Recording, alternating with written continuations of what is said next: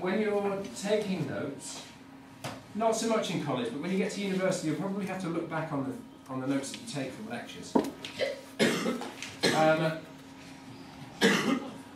So it's good to get into a sort of way of taking notes and way of writing things down. First and foremost is don't try and squeeze everything into a page. Use loads of space when you're taking notes.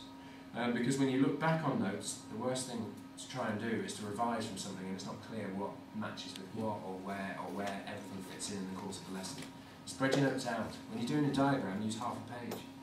You know, you've got plenty of paper, those trees have already been chopped down. So, you know, don't worry about that. So spread them out. The second thing is, I used to at university, and again this is a recommendation, it's not something that you have to do, but I used to have 3 colours of pens with me. I would write in black ink, I would underline things in red ink that were either headings or stuff that was important. And when I was labelling a diagram, I would label it in blue. Now if you spread it all out and it looks neat, that looks quite nice for starters. But also when you're looking back over notes, you can see very quickly what's key. You can see where a heading is because you've got it, it's underlined in red, or you can see where an important point is because you've underlined it in red within a piece of text. You can see where a diagram is because there's blue on it. So again, it makes it easier for you guys to access the information and stuff that you've written down when you get to exams, which, like I say, for college, the exams are relatively small, and they're on a relatively small amount of information. However, when you get to university, the exams won't be relatively small, and they won't be on a relatively small amount of information, they'll be on quite a lot.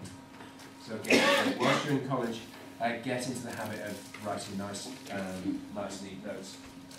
Also, you tend to find, if your notes are nice and neat, the information in your brain is nice and neat. If your notes are kind of all jumbled up, the information in your brain is also all jumbled up.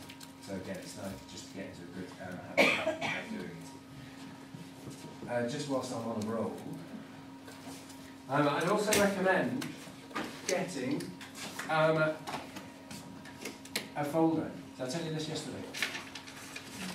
No. For each unit, particularly for science units, write lab skills on it and put all your lab skills notes in one folder. So you've got a lab skills folder.